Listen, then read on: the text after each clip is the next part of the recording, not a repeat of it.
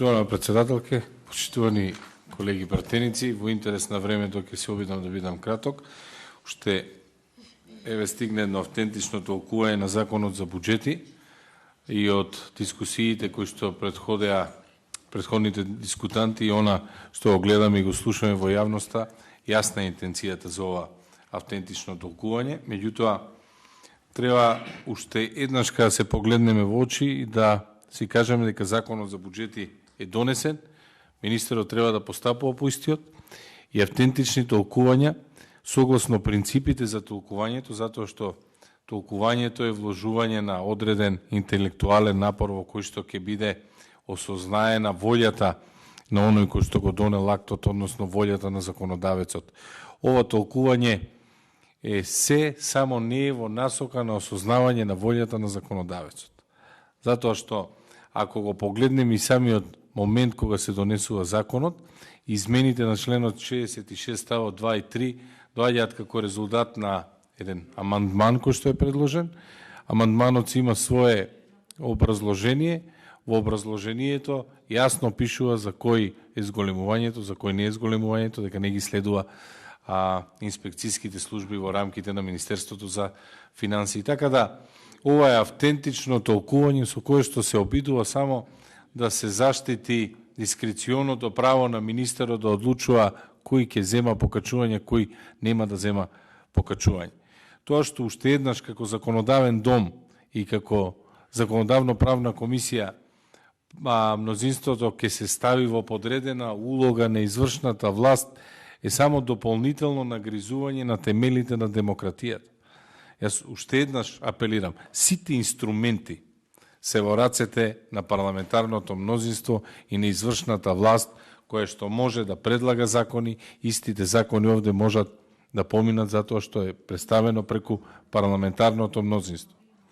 Дополнително да не ги компрометираме процесите на давање толкување, автентично толкување, за да ја заштитиме извршната власт. Апсурдно е за закон кој што е донесен со консензус, кој што се однесува и се нарекува закон за буџети, во кој што се зборува за зголемување на платите 30% од основната плата како на дополнување на редовна плата, на седници и комисии на кои што се присутни од Министерството за финансии, потоа видовме каков тек земаа настаните, односно се пресметаа дека најверојатно немаат доволно средства, немаат доволно пари во буџетот и тоа завршува сега како барање од автентично толкување од еден наш колега за да ни вратат мислење од влада дека зголемувањето не се однесува на вработените во органите. И клучен дел од автентичното толкување не се однесува на. И сега забележувате што правиме. Права кои што и ги дава закон се ускратуваат со автентично толкување. Клучните зборови не се однесува на. И тие клучни зборови треба да бидат навреда за секој еден пратеник во овој законодавен дом.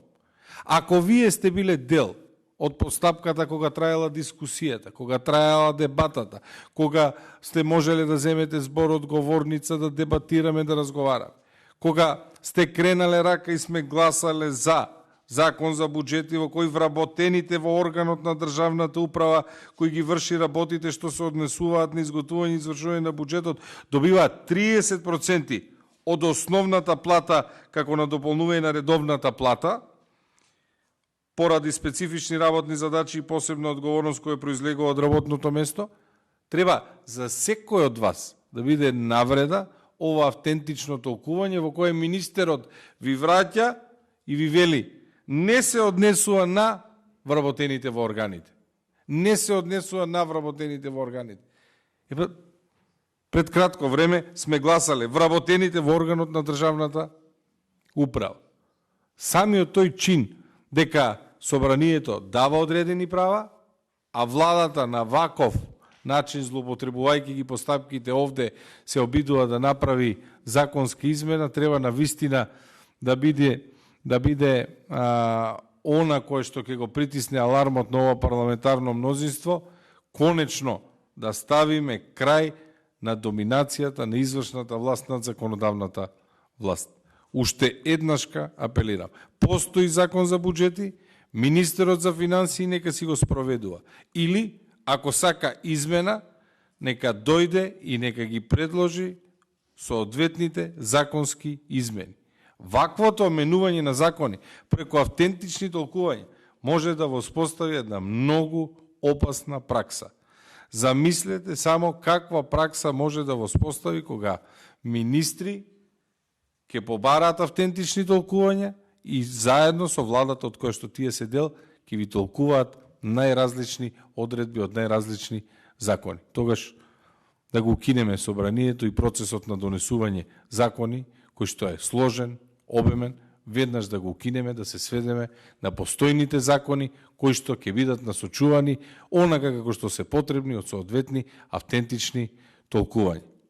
Уште еднашка, за крај, принципите на толкувањето се нарушени за остварување на тесно партиски интереси на функционери од власта, во овој случај на највисоки функционери, односно на министерот, за спроведување на своеволие, самоволие на министрите од владата се понижува собранието. Апелирам да не дозволиме тоа да се случува. Ви благодарам.